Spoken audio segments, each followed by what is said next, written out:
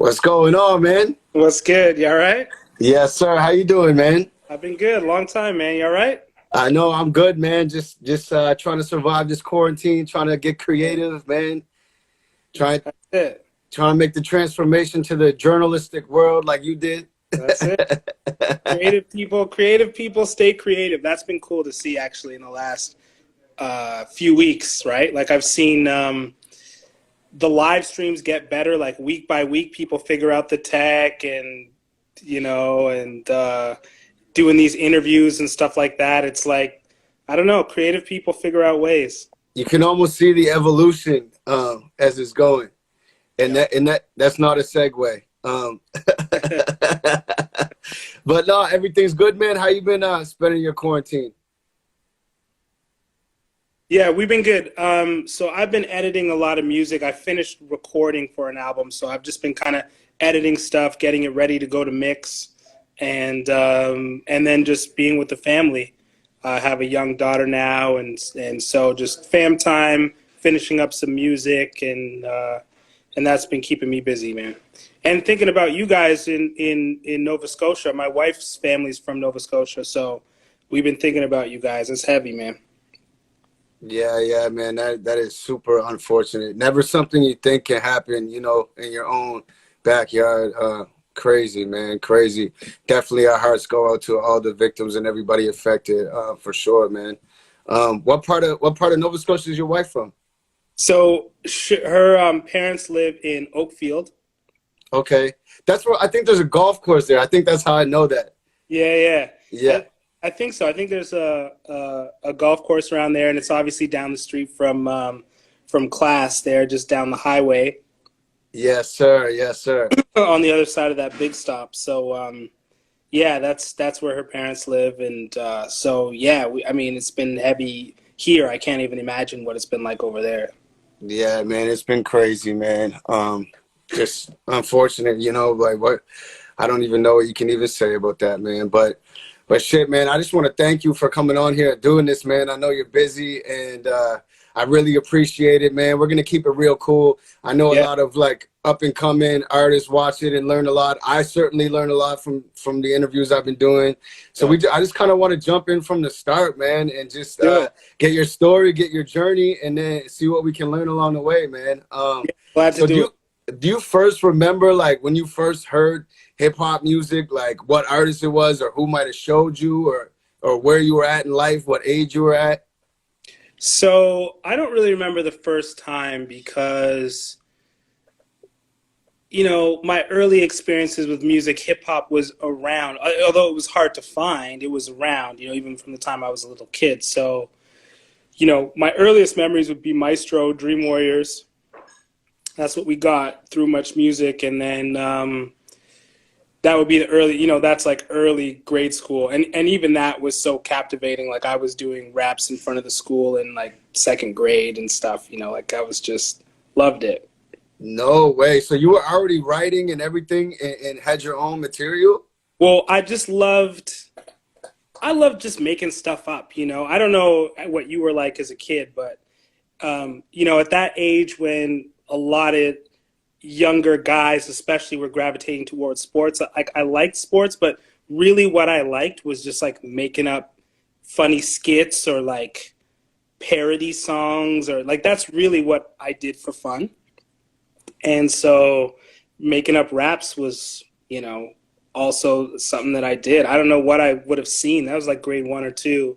So I must have been seeing Maestro. That's like my earliest memories, Maestro, Dream Warriors, because we had Rap City in that. And then if my cousins might have gone to visit their cousins in Chicago, they would come back with videos that we didn't get here. That's what a lot of people have been saying. Like Maestro was on here in Cardinal, and I had class. And a lot of people were saying like people would bring back tapes and stuff from the U.S., this is before internet and everything like that. So it's like, this is how they would get their hip hop. To me, that's fascinating. Like it's such a different world now. Dude, it's such a trip to even think about that now, right? Because there's a million ways to get any song. Like, there's so many ways to get any song. But back then, that's really what it was. Like, Oh man, Maestro would have amazing stories because he's, even a generation before. Like, but for us, yeah, if a cousin went to Chicago and then we were going to see them 2 weeks later, it was like, all right, bring the VHSs, and we would just watch because I mean, anything that was outside of that half hour of Rap City, you could not see it. So is this like blank VHS tapes, and then pretty much they're on MTV and they're recording the program? That's what it was. That's what you had to do. I mean, I did that with Much Music. Yeah, yeah, yeah. But again, if you see a song, you might never see it again. Right? Like, let's say they played some song. I'm trying to think of what, parents just don't understand, let's say, on Much Music. You better have that blank VHS in the thing, and you better run and press record, or wait till the schedule would sort of repeat like every 12 hours or something like that. And so you would have to stay up till, say, 2 in the morning. That's so crazy. Like I think I remember I had tapes, like taping radio in the very beginning, like early, Yeah. like maybe 6, 7. But like that's so crazy to think about, man. It's like you can't just Shazam the song and then pull it up when you want. It's like you better be in that moment and get it right then, or else you can't listen to it again. Yeah. And really the era of, or you go to the HMV and you buy a tape off the cover, because it's hip hop and it's one of 3 new releases that week. Imagine 3 new releases in all of hip hop in a week. Yeah. So man, that's crazy. I wonder if that's what makes legends legends, because there's like everybody had to pretty much listen to everything, or you could buy all 3 tapes, but Yeah. now you can't like keep track of everything that comes out. There's just millions of songs that come out every week. Like, I think that's an element of it, and there's another element of it, which is that, okay, so there's 3 releases coming out in a week. So imagine how good you have to be one of those people, right? So you've seen, you've probably shared stages with Cardi before, right? It's yep. like, there's a reason why that guy is so good. To this day, will destroy, anyone. It's because you had to be that good to get on a stage. You had to be that good you came up in that era too, probably, like, Yep. it wasn't like anybody could do this.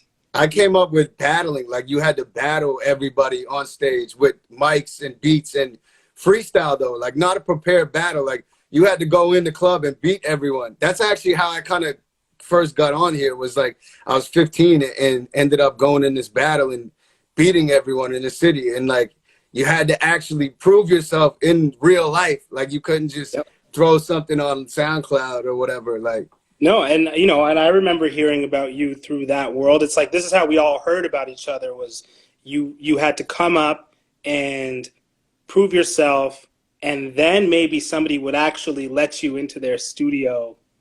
And what's the craziest thing to think about actually is making beats. Like, because how many people, I grew up in London, Ontario, right?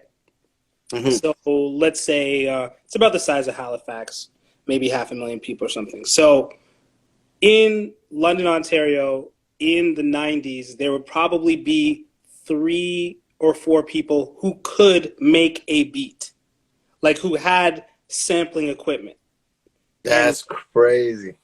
Right? So that's another barrier. So not only do you have to prove yourself as an MC live on stage and probably repeatedly, then you have to prove yourself to one of these people and just to get a beat. That's so crazy. So, I had Class on here, and his story was crazy that you mentioned that. They had to prove it to someone who made beats. And there's a dude named Joe Run, Bombay from Halifax, and he said that he knew his last name and looked in the phone book and called everyone with that last name and finally got him on the phone and finally convinced him to let him, get a beat and record something. Like, it just seems like there was so much more effort involved back then. You had to be so committed, man. You had to be so, that's what it was, right? Like Joe Run would be the guy that could make beats in Halifax. And then, you know, you probably have to be under his tutelage to even learn. I mean, class would have all the stories, I'm sure.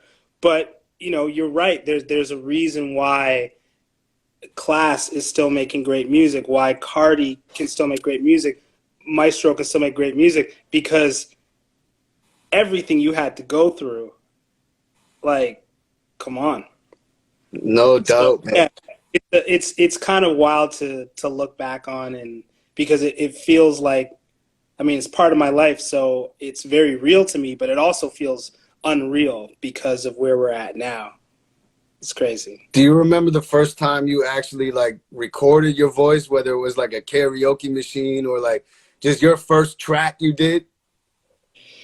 So yeah, so I remember, so towards the end of high school for me was just the early days of like CD burners and people figuring out different things they could do with their PC, you know. So there was one guy, Anton, that I came up rapping with in my high school. And he was like, yo, we can record a song like at my house. And I remember being like, that doesn't make any sense. And I went over and yeah, like we recorded something and it was mind blowing to me. I was probably like 17 or 18. What was the setup? Like computer mic or? Computer mic. He must have had some software like, and this is how advanced you had to be. Like he is now a computer engineer for Amazon. Like he was ahead. Like, Oh shit. you know what I mean? So Like this you just had, wasn't your average friend. Like this is no, a guy who was ahead. he was like he's a computer science mate. Like he was advanced. You know what I mean? And because when I was in high school too, it was just the beginning of even just burning CDs was mind blowing to people. Like people made real money off of that. Like just give me a list of songs and I'll make a CD out of it. That was insane. So anyway, that's my earliest memory of that. But yeah, it was battling, right? It was freestyling. It was battling because partly because that was all you could do. You couldn't record original music. So that's all you could do was battle, you know, and and I learned a lot through that. I learned a lot through freestyling, just about performing, about winning over a crowd, you know, all that stuff. So yeah, man, that's going back, but you know, it's cool to revisit that time. You went to London Central Secondary? That's right. Man, there's some crazy alumni there. David Suzuki, Jenny Jones. And this is the thing that blew my mind. Yeah. 2 Miss Universe winners from that Yeah. school. So you know, Miss Universe. yeah, you know, that's weird.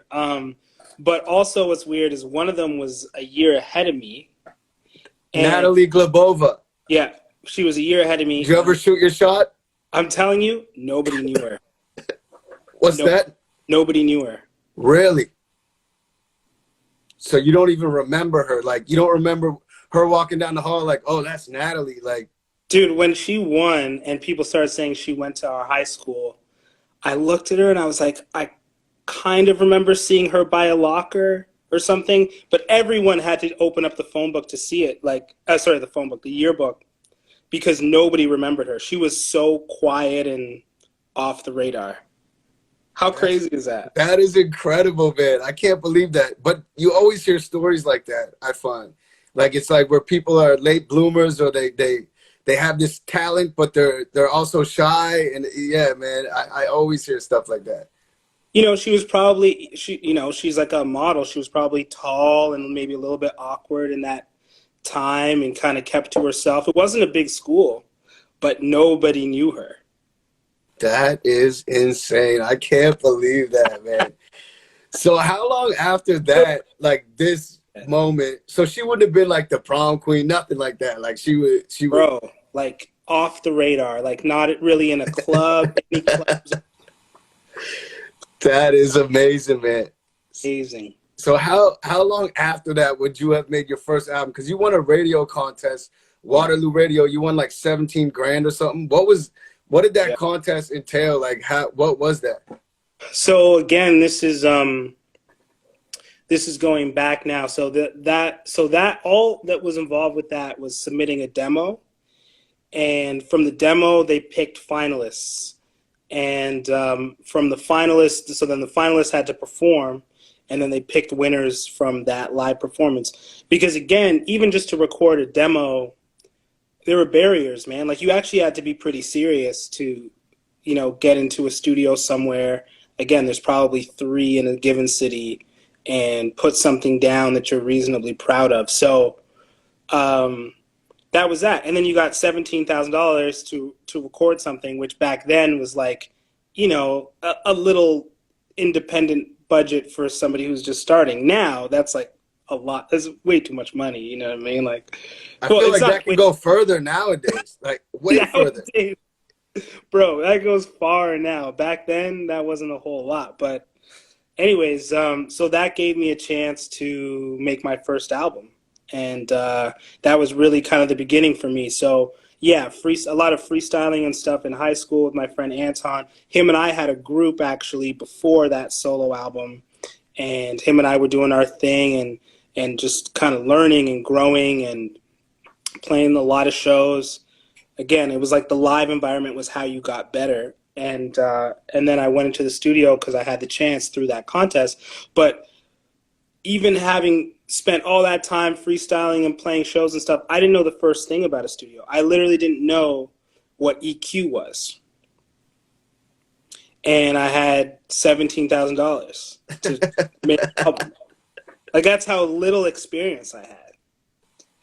So that's kind of crazy to look back on. But that album allowed me to just get out, play more. It was mailing that CD out to, at the time, Pound Magazine, Exclaim, anybody that would listen to it, maybe review it, maybe give me an opportunity to play some shows. So that was my first little foray. And then I worked with Black Box Music after that. So they signed me after that album. Okay. And so that's when I had a little bit more of a push, like an organized kind of push to what I was doing. That was probably around, I don't know if that was around when I met you, but my first cross Canada tour was opening for Classified. Word. Yeah. That was, what would that been, like 07? That was probably 08. 07, 08, yeah, around there. Because I remember one of the first things I heard from you was you standing in front of the garage door. Okay, and you had the AZ beat, I'm Back. Yep. And you went for like 6 minutes. And I remember I was sitting with me and my boy Miracle, and we were like, who the fuck is this guy? Like, this guy is incredible. And it was just mind blowing. I don't know what year that would have been, if that would have been around the same time. But on the YouTube, I looked at it today, and on the YouTube, it doesn't explain anything. It just says Shad. Like, it doesn't say Shad, freestyle, nothing. Like, well, because again, that was even early days of YouTube, right? Yeah. So I remember literally, I went to my friend's house who has done a lot of my videos, and he's like, I got this camera, like an SLR or whatever. He's like, I just have it for the day. Like, do you have a rhyme or something you want to do? And it was like, okay. And so he did it.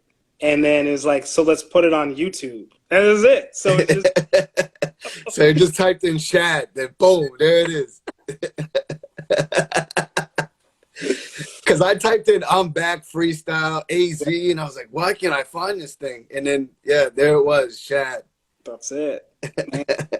That is incredible, man.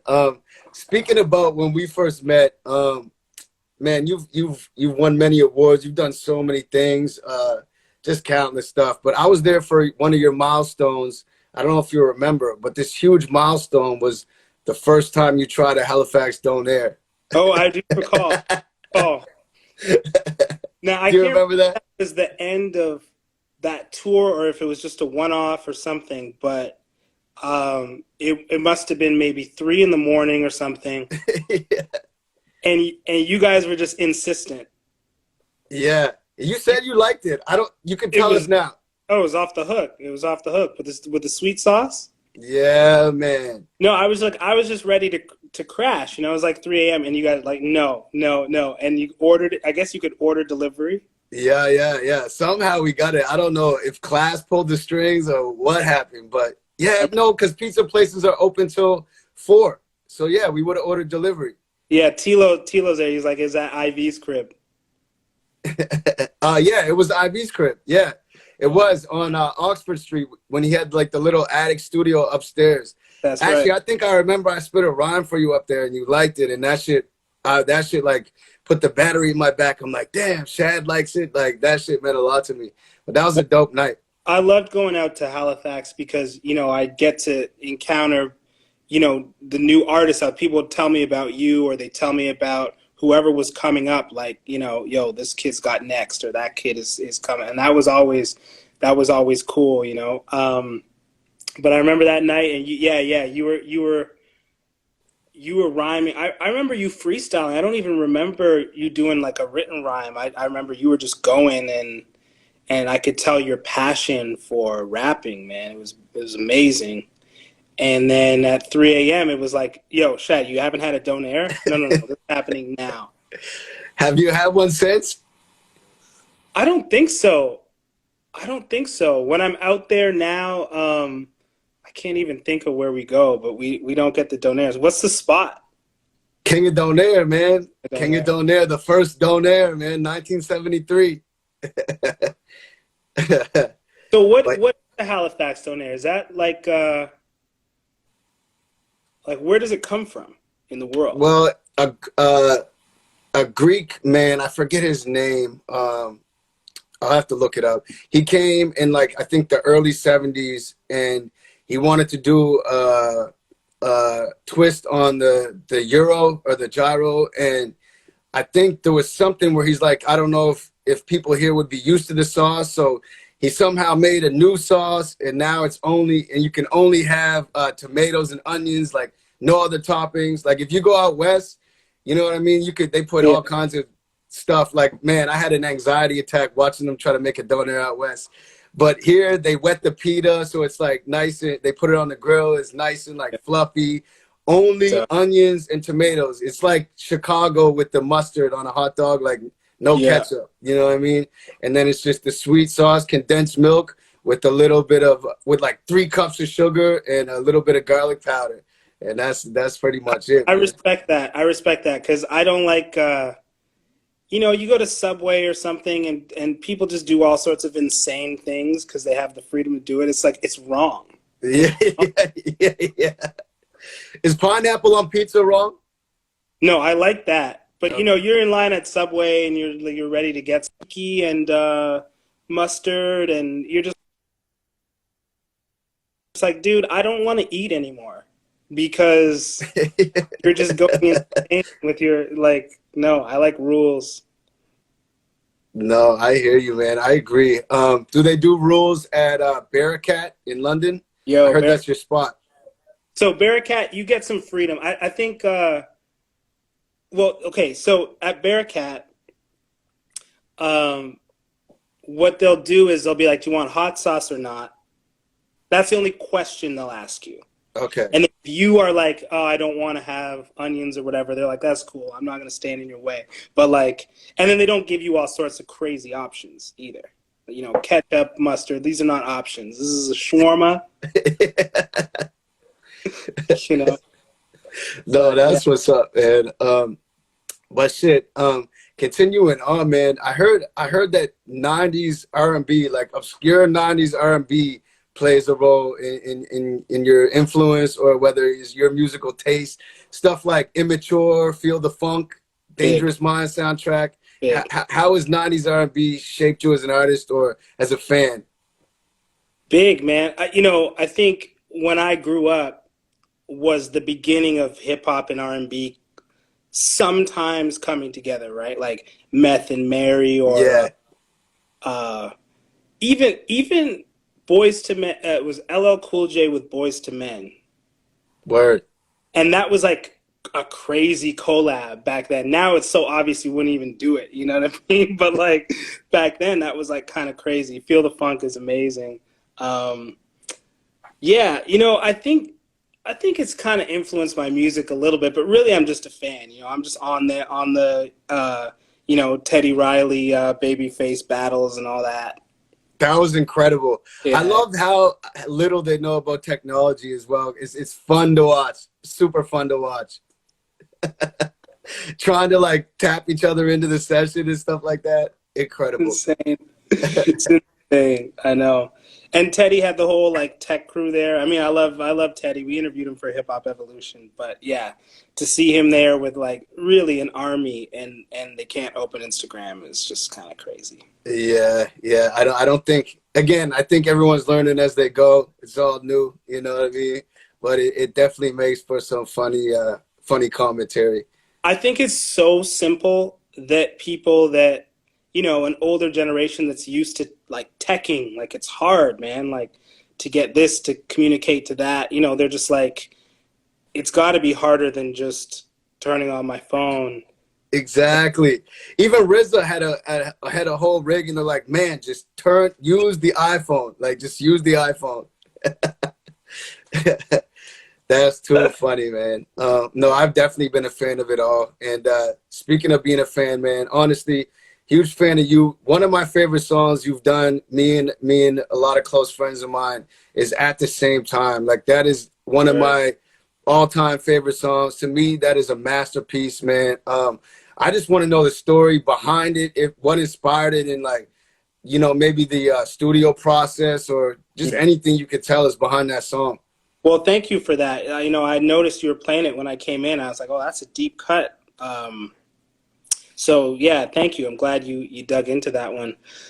There's like a few interesting stories about that one. So the first one was I was out on a date with a girl on Spadina, and she's telling me this story. She was this very brilliant girl, so I'm like really trying to pay attention. And there's this beat playing, and I can't focus because I'm like, this beat is crazy. Like, what is this? So anyway, so at the end, you know, we're all settling up and everything, and I say to the person that I'm paying, the waiter, I'm like, yo, what were you playing? And he's like, those were my beats. No way. And I was like, okay, because there was one that I heard with like piano and a guitar thing. I'm like, I need that. I need that beat. And that's the beat. So that's one story. And then That's crazy. Just a wait, like some random restaurant. So are you still in touch with him now? Like, has he done anything else for you? Or I haven't worked with him on any other tracks, but I think he's in Poland. He's a Polish dude, and I think he works with a lot of artists out there. But yeah, that's like the craziest story of how I've gotten the beat in my life. Like, is really just playing in the restaurant, and I needed it. He's like, yep, you got it. So that even fits kind of the concept of the song, like just the way you got that beat. Did that inspire you to write the song like that, or like? Because I think of the line like staring at the moon, and you know what I mean. It's the same view. Like, to me, that's just like fate. The way you got that beat. Yeah, I think it put me in that zone of just thinking about fate. Yeah, you're right. I think it put me in that zone. Well, the music of it, but also just the weird kind of serendipitous way that I fell into the track was just put me in that headspace. And then I think the idea came to me when I was just kind of cleaning the house. You know, when you let your brain go, you're in the shower or you're doing something else, you know? And that's when the idea came to me. And then just these different scenarios started popping into my mind of like contrast and juxtaposition and, you know, and yeah, and just these moments that are very human because they're just like the center of attention, you know? And then the person singing on there, for some reason, the credits never got put together properly, but that's Justin Nozuka. Oh, no way.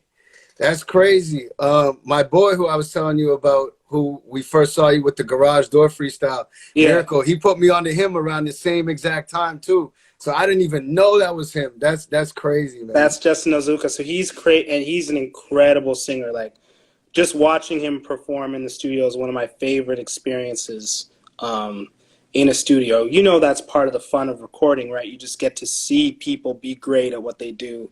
And he's an insane singer. He's an insane singer. That used to be one of my favorite parts, like as a kid, and still sometimes now. But it's like when you work with somebody for the first time and you see that voice that you're used to hearing, you see it come out of a real person in real life. Like I remember that happened when I first saw Classified rap at his studio, like rapping into the mic. I'm like, that's that voice that I heard, that I hear, like it's coming out of him. That's You know what I mean? Yeah, that's definitely Yeah, so that's Justin Azuka. A lot of people don't know that, but I feel like he really kind of, yeah, just added a whole other texture to the whole thing. So, yeah, that's how that song came together, man. that's dope. And that album won a Juno. That's right. That's the one you beat Drake, right? That's right. That's What, right. what was the feeling like with that, like in the room? Was that the one he was nominated for like 6 awards and he hosted and they shut him out? Exactly. Wow. What was the So, what and like, bro, I don't care. Your album was crazy. Like that so it was a trip because okay, so you know how the Junos work, right? They hand out most of them the night before, right? yeah. Including the rap ones. So he wasn't hosting that night. Hmm. And so that's like the first night. It's like almost like a gigantic wedding or something. You know, it's just like everybody's there, but it's in some kind of convention center. And I think Gian Gameshi was the host, and they're handing out most of the awards. And I'm sitting at my table. Again, it's like a dinner. I'm having my food or whatever, and they're starting our category. And in my mind, it's a foregone conclusion. This is obviously Drake is going to win this. It's like that's how it goes. Yeah. It's how it goes, man. Of course. And then Gian had this, like, he opens the envelope and he has this smirk on his face. And I was like, wait. So you kind of knew, you're like, hold on. Based on that smirk, I was like, well, there's something funny in this envelope. Like there's something, it's not Drake's name. Yeah. Like just for a split second, it was like, yeah, Drake didn't win. So anyways, the only other thing I remember from that was like, got the award, gave my speech, and then we left that convention center room to go to another smaller room to do some press. And me and my manager look at each other and we just start laughing. Just as we weren't expecting it all, right? And then the next day was the televised award show that Drake hosted and stuff. And that night he was up for 5 more awards or something like that, and he didn't win any of them that night. So in sum total, 6 nominations, 0 wins. Yeah. So That's crazy, but hey, either way, man, your project was a masterpiece. So in my books, that's well deserved, man. You mentioned Gian Gameshi gave out the award. You then later went on to host Q after him, right? yeah, right. Was that your first time dabbling into like media, from the media side of things? So kind of. So it was definitely my first time ever on radio. But we had actually started filming Hip Hop Evolution before that. Oh, word. Yeah, but no one really knew, right? Like we were just kind of out doing our thing. That started in maybe like 2013. We would dip out and start filming a little bit. That far back for Hip Hop Evolution, 2013. Yeah. Wow. That's crazy. Yeah, so because the first season took a long time. The first season took about 3 years in total to make. And so when I started at Q was like 2015, and we were just finishing the filming around that time. So yeah, I guess to answer your question, is like I had some interviewing experience, but not radio format. I heard you were catching some backlash for using the word dope too much. Was that true? Yeah, a little bit. Like the audience is, shall we say, different demographic than I'm used to, right? Yeah. And so yeah, so not everybody was a fan of just the way that I am and the way that I speak. But yeah, I still had a great time. It was an incredible experience. Interviewed everybody from like Paul Simon, you know, Yo Yo Ma, Dolly Parton. I mean, it's kind of crazy, and that's just like that would just be like one day, you know. Then the next day is other people. So Man, that's crazy. That'd be so nerve-wracking. Did you get like anxiety? Like if I was interviewing Dolly Parton, yeah, my anxiety, I'd be like, don't look down. Don't look down. Don't, oh shit, I looked down. Yeah, like was there any anxiety like going on? definitely. I think I was nervous probably before every interview, you know. And in a good way though, like in the way that you're nervous before a show, right? Like Word. if you're not nervous, it's a bad thing. Yeah. You got to be nervous a little bit. It just shows that you respect the situation. But similarly to a show, it's like as soon as you're in it, you're good. Word. And I read somewhere that you almost you said you don't try to hide the fact when it's like when you have like a starstruck or like a fan moment, like you just let that flow naturally. Is that part of your process too? Like Yeah. maybe it makes for a funner or like, you know, a more human interaction or something. Yeah, I learned that over time. You know, I learned that it's just more genuine, right? It's just like I'm genuinely a fan. Like let me just let you know I'm a fan and I think it's just real. I mean, for one thing, if anyone's a fan of you, you know, it's flattering, right? For one thing, but also I think it's just like it's the reality of the situation. And the final thing I think it helps with is it helps the person themselves sometimes recognize that their story is actually special and they get excited about telling it again. Because a lot of times people are like, it's just your life at a certain point. Like, even if you're Michael Jordan, you're like, at the end of the day, you're just used to it. And Yeah. it kind of takes somebody to be like, yo, like, you hit you scored 37 points with the flu. Like, that's insane. And then they're like, oh, yeah, that was actually a really difficult game. And this is what I was thinking, you know? Otherwise, they're just like, yeah, it's just a fact of my life. I don't know. That So, man, that makes so much sense. mhm, yeah. No, that's incredible. How did the show come about? Like how are you did you like apply or were you selected or Yeah, so the way the show started, so there's a production company called Banger Films here in Toronto. They made a series called Metal Evolution. okay. That's like that for metalheads, that's hip hop evolution. That's Okay. their like it's the definitive, but even more so, it's like 10 parts or something like that. And so they set out to make a hip hop one. And so they got the first two people they got were Rodrigo Baskunin, who started Pound Magazine, it was a dope magazine in Toronto, and then they got Darby Wheeler to direct, and he is like he used to program Rap City. He was a director on Strombo's show, so he's a real head, and also it just knows directing, knows storytelling in like visual form. And then those two guys asked me if I would host it because their vision for it was to have a host that's sort of like a narrative tool as well, you know. So like the narrative of the show is here's a guy, he's a MC, and he wants to learn about where this thing came from. So that was kind of their vision for it.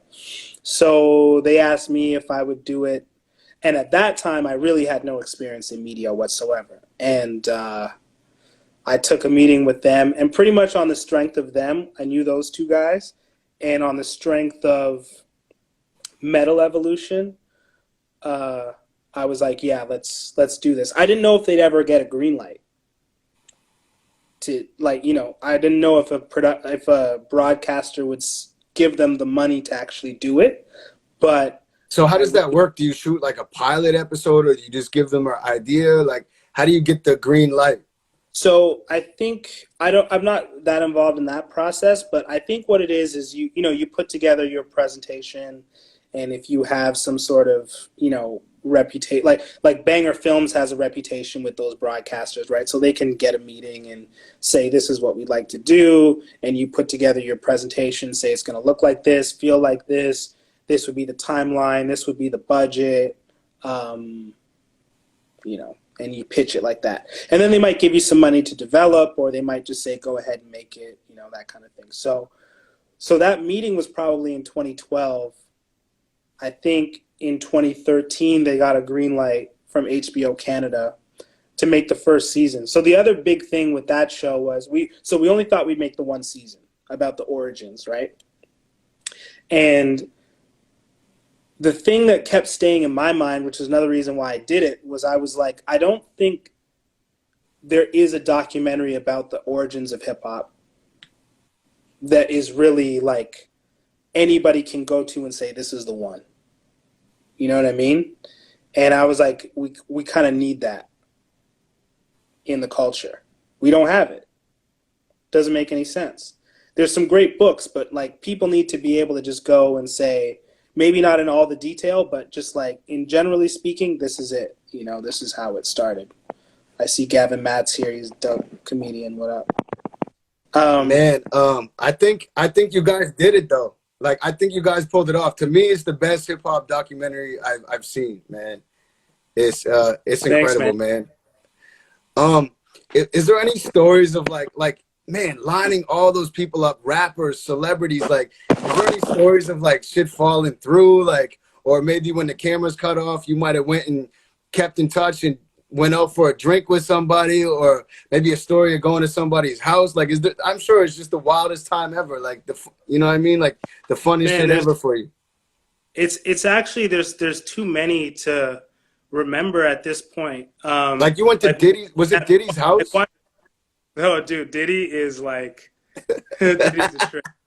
Diddy's a trip.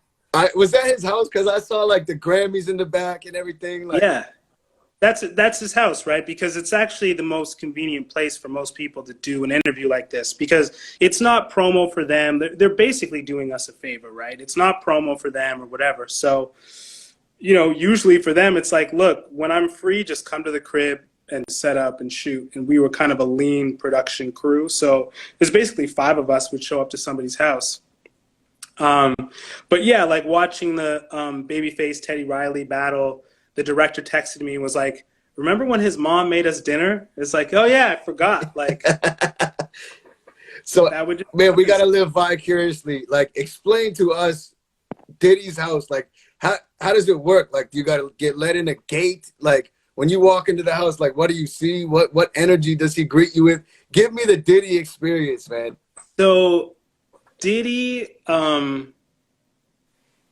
he is, how can I put it? He's what you'd expect. Like, like an energy, I'll put it this way. His energy is basically the exact opposite of mine, for better or for worse. Like, he has so much energy, and this is what everybody would say about him when we interview people about Diddy. Is they would say this guy was like the king of the New York nightlife. Like, he'd party everyone under the table, and then get up the next morning at 6 and just be screaming on business calls, like winning. He's a machine. And everybody he worked with was just like nobody can keep up with this guy. It's not possible.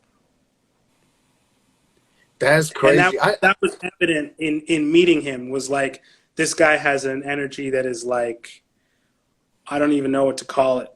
You know, maybe a borderline personality type or something. It's like, it's not normal. It's not normal. That is insane, man. An intensity, like just a real an intensity, and like, it's not an ability most people have. But like, think about being a billionaire, right? Like, most human beings would stop at, I don't know, 500 million. You know what I mean? To have the drive is not normal, man. It's not normal. It must become an addiction, though, I would assume, at some point, you know, when you just got to keep running it up. Yeah, yeah. I think to some extent that's there. There's some kind of drive there, but it's like I'm watching the Michael Jordan documentary, and that guy, he's cut from a different cloth. You know what I mean?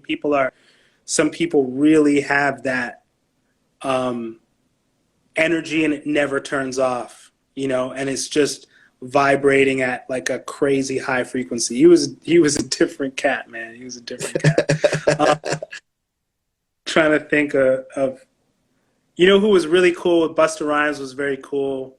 Was he? Very cool.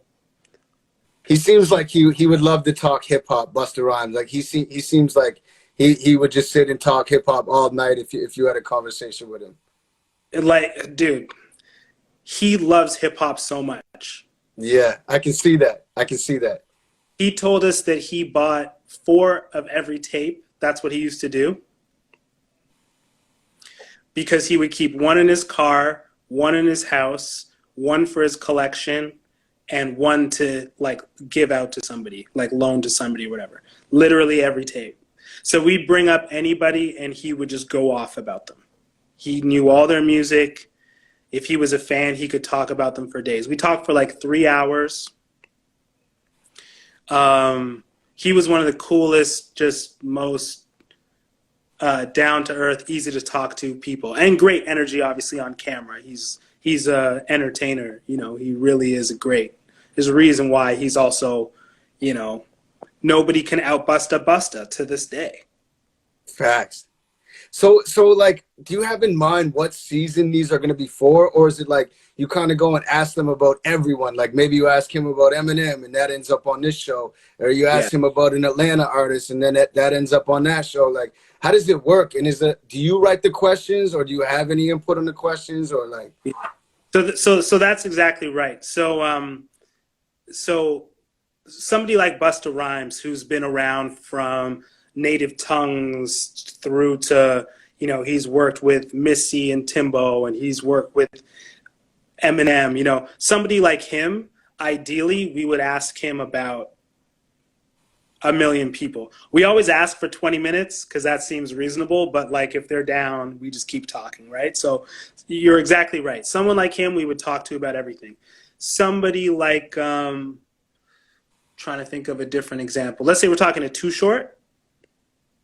We might focus with Too Short on his career, or maybe we'll ask him about one other artist that he's worked with closely. But because his career has been so like independent and self-contained, and we're going to feature him, we're mainly going to talk to him about him. So it kind of depends a bit on the person, but you're right. Someone like Busta, we're going to ask him about as many people as we can because A, he's worked with a million people, and B, he's just a guy you want to see on camera talking about people. He's so excited and such an entertaining personality. And so that's why Snoop is in so many episodes too, right? Like, Yeah, I noticed that. wants to comment on that he worked with directly. That's cool with us. The one rule our director had, which I think really helped the show, though, was he only wanted to hear from people who were, how can I put it, part of a certain moment. So Netflix, I'm sure, would want to hear Drake talk about anybody. Drake wants to talk about Grandmaster Flash, fantastic. Let him do it. Yeah. Let him. But our director, his rule was, if you weren't part of making the message, I don't want to hear you talk about Grandmaster Flash and the Furious Five. Or if you weren't there when they broke, I don't want to hear you talking about them. Which I actually think helped the storytelling of the show. I think it was a good rule. I think it makes the moments feel, more real. So as far as how the questions were written, basically the producer, so there's a producer assigned to each episode, and they would write a script of questions, basically like, we want to make sure we hit this, we hit this, we hit this, we hit this. And then I felt like my job was to, one, try and bring out anecdotes. Like, stories are always what makes things kind of come up. But the biggest thing I think was just to like be, like I was saying earlier, like be a presence that helps that person go back there. Because sometimes people's lives just aren't that remarkable to them, or they've moved on. You know, a lot of times we're talking to people about 20 years ago, right? So let's say, I'm trying to give you an example. Russell Simmons was a great example. Russell Simmons has done so many things since Def Jam that asking him about Run DMC, he's just like, oh my God, like, you know, that's so boring to him. It's like you feel like he's answered it, you know, countless times. Answered it countless times. It's like at this point, 3 lifetimes ago for him. So I felt like my job was also to just help him get back to what it felt like to be 20 years old and starting the first rap label ever and running around New York City, changing the world. And how just do you getting do that? What is one of your strategies? Because I'm really like, man, I love this craft of like, I'm just starting like this journalism stuff, but like you're really great at it. What is something you could do that gets them back into that moment? Like, what's your strategy? I think what helps a lot is specifics. You know, if I said, so tell me about starting Def Jam, it's like he goes into his mind and goes, okay, so this is what I did, and then I did this, and then I met Rick Rubin, and blah blah blah blah blah. You know, if you can bring up some detail, you know, just like when you were asking me about like Miss Universe in high school, or like, you know, freestyling in high school, it's like I suddenly remember what it felt like to be rapping in the cafeteria and how that was actually the biggest stage that existed for me, you know? So I feel like the more specific you get helps people actually really remember the feeling. So it's like, I feel like that's kind of the major key. No, that's dope, man. Did you ever like, did they know you were an artist at all times, or was that something you just kept separate, or did some recognize, or like, how did that kind of go? Yeah, some did. Like some I crossed paths with before, like Maceo from De La, or Ali Shaheed from Tribe. Like we crossed paths before, but for the most part, they didn't know me. They didn't know my music. Like we were these Canadians coming down and making the show, which I think was actually good, because I think it just kind of, how can I put it? Like, they didn't feel like we had an agenda, which made them try. No, that makes sense. That's super dope. Someone also told me before, like when I kind of said I was gonna get into it, like, have you find that it's affected like fans' perception, like, oh, he's doing this now, like maybe he's not, his heart's not all in the music, or whatever. Like, does it affect the perception of like your audience, like to your knowledge, or what you can feel? Yeah, I think so. I think you have to be ready for that. You know, I think when these opportunities started to come up for me, I felt at a time where, yeah, I want to branch out. I want to do different things, you know? And so if that affects people's perception, that's okay, because that's actually where I'm at. You know, I'll keep making music because at this point, it's kind of what I know how to do, and it's what I love to do. But I also, it's not the same as when I was younger and I really needed to do it. It's like I make music now because like I love doing it, but I don't need to the same as when I started, and there were stories that, man, I had to tell them, man. I had to get on the mic. I had to, you know, share who I am with the world and share my ideas. You know, I don't have that feeling anymore. I just love making music, but I also care a lot about just growing and trying different things. So I felt like I was ready for that perception to change, or maybe confuse people a little bit. It's like, that's cool, because I just have to respond to those urges inside of me, you know what I mean? But that's a real thing. Yeah, like people will be like, I've seen articles being like, yo, it's cool to see Shad has moved on to things. It's like, well, I haven't like moved on. I still make music, I still perform, but like I do other things, and this one in particular is you know, it's global. You know, it's different. It's different. My music, my career music is mainly in Canada, but this is, you know, this is a global. No, I think you got to take those, you know, take those creative, push those boundaries, because I feel like, you know, I don't know. I find myself, if it's, you know, if I'm doing the same thing or whatever, sometimes it's not challenging. And I think That's it's it. good to keep pushing your boundaries and stuff like that. It fuels the fire, and that might even translate back more into your music. I'm sure the show or 100%. the experiences from the show have inspired you to write music. 100%. And just the energy for it, like just the energy for it. If anything can turn into a job, you know what I mean? Just really start to feel like a grind. And not that making music or anything you might want to do isn't hard work, obviously, but you don't want to get that feeling where the motivation isn't there, where you feel like you're just repeating yourself or whatever it is. You want to feel fresh every time you know, when you come to it.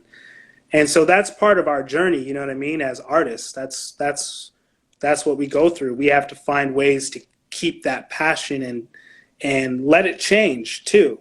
You know, it's not going to be the same, you know, hunger that I saw when you were first rapping, you know, at Ivy's place.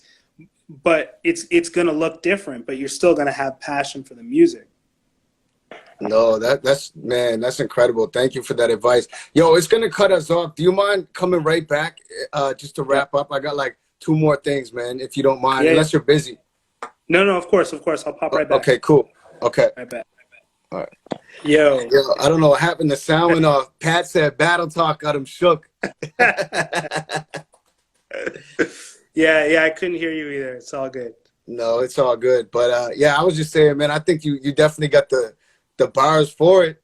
Like you said, it's just, I think the presentation, this like training on what angle you want to take there. You want to be loud, you want to be the silent, smooth killer. Like, yeah, I feel like it's a whole, like, you know what I mean? A whole thing you got to study for. And I just got a Yeah. crazy respect for those guys. It's a whole different game, man. Yeah. You know, I would love to do it at some point, but I would honestly need to train with someone and really figure out the craft of it. Yeah. Word. Yeah. No, I feel you, man. Listen, man, last couple questions. Yeah. I've been getting into books lately, and I never had before. Like, I think I went all through school, maybe reading like one book. And, but I can tell that you are a person, I'm going to make an assumption that reads a lot. I can tell just by listening to your music, listening to you articulate yourself.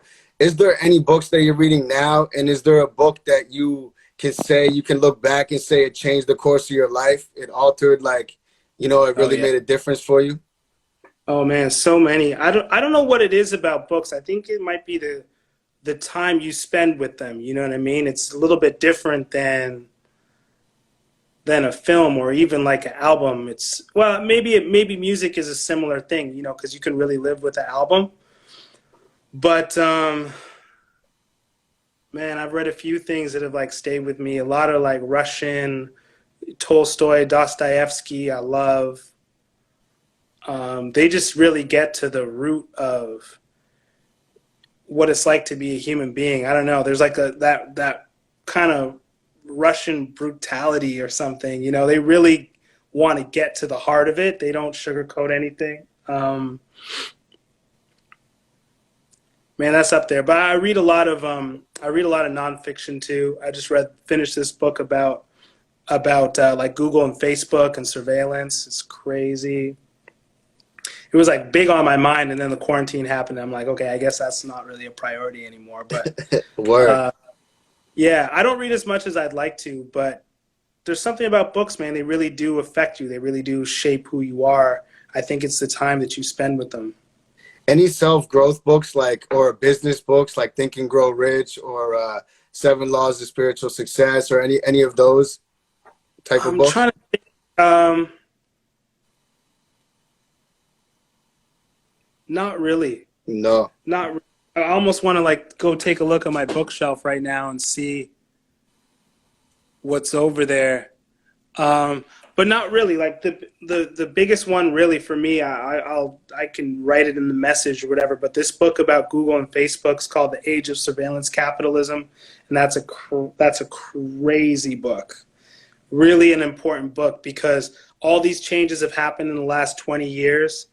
You know, we've just sort of lived it. But this book breaks it down. Like this is how Google started in 1998. This is what it was. And then it became this. Then they started doing the ad thing. And then it became this. And at this point, like this thermostat on my wall, you know, that Yeah. Google owns, you know what I mean? And it's like they're really in the business of kind of surveilling us and nudging our behavior in certain ways. And it's kind of crazy. But I'm trying to think if there's any sort of personal books like that. There's a book I love called Becoming Human. But I don't know. I'll look on the shelf and Yeah, you might have to give me a list or something. Yeah, man. I do the audiobooks though. I don't actually read them. I find I don't know if it's from listening to hip hop and studying so much that I feel like maybe audio is how I learn better. I don't know. But to me, I just absorb it more. And when I'm reading, like my mind's somewhere else, I have to read the page again. You know what I mean? But exactly. No, the audiobooks are big. My wife loves the audiobooks. Word, man. We end the show always with the same question. It's a cliche question, but I love to see, you know, people I respect's opinion on it. It's the classic cliche, top 5 MCs, your personal favorite, not talent-wise, not unbiased, like your personal favorite. My personal favorites. All right. So I love the way Black Thought answers this question. Okay. I don't know if you've ever seen Black Thought's answer to this question. I've never seen it. So the way he answers this question is he says, these are the 5 MCs that make up who he is as a rapper. So for him, he's like, I am, in his case, he's like, I am Big Daddy Kane, Cool G Rap. I think he said like KRS-One, Chuck D, and Rakim. Yeah. And he's like, that's who Black Thought is as an MC, is those 5 rappers. So I'd say who I am as an MC is, like, I learned from Black Thought, Common, Eminem,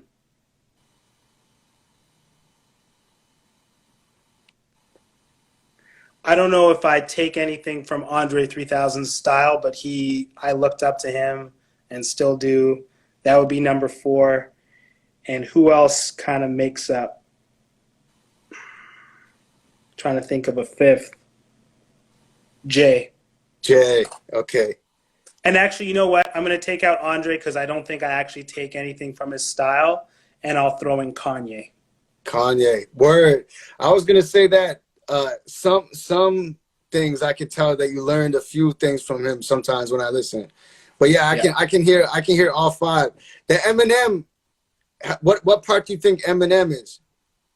So Eminem, Eminem was the first guy I heard be. He was the first guy I ever heard be like conversational. Mm-hmm. You know what I mean? Like be rapping. You know, he's rhyming, obviously very sophisticated, but at his best, I don't really listen to him much anymore, but like at his best, he'd be all, you know, slick with his rhyming, but just sound like he's talking to you. Yeah. He was the first guy I ever heard do that on songs like Brain Damage or My Name Is, even, you know, like really be funny and conversational, but still super slick with the rhymes. And his own sound effects kind of put it over the top. Like he would use his own sound effects, like all the, you know what I mean? It seemed like a comic series or something like that. Yeah. Oh yeah. You can tell in the studio. Yeah. He cares about all those little ad libs and sound effects. Like, man, he came out like with his own style.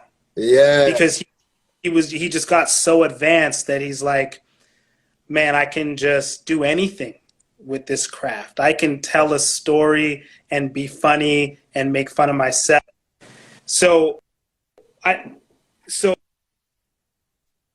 I tried to take something from that, you know, and Kanye did a version of that too when he started, right? Like no one could be as relatable and personable as Kanye. You know, I think he incorporated that as well, but M just did it earlier and kind of with more sophisticated rhyming. But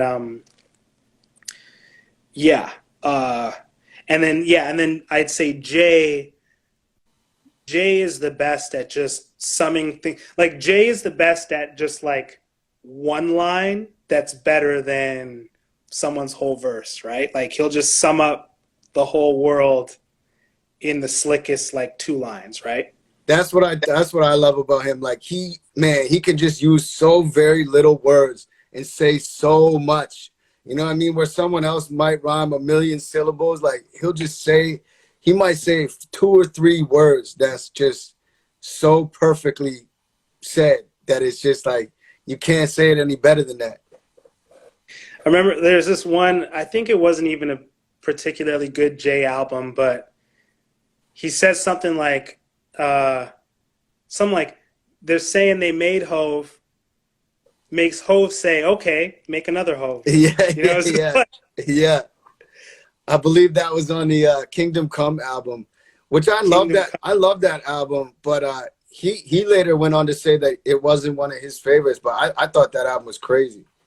I thought it was good too. Like when he's in his zone, he's as good as anybody can be, right? I think that's true too. Like there's a certain level of MC where you can't be better. Like you can be as good, but you can't be better. Okay, well that you just set me up for this next question. I gotta ask it then. Renegade, the age-old hip-hop debate. As a kid, I used to think Eminem. Now, I think what you just said, it might be a tie. Do you have any input on like who you think got who, or you know what I mean? Okay, so I think M had the better verse, but he used that verse before, right? Yeah, it was originally a song with him and Royce. It was originally a song with him so and that Royce. means Jay heard it and got a chance that's to true.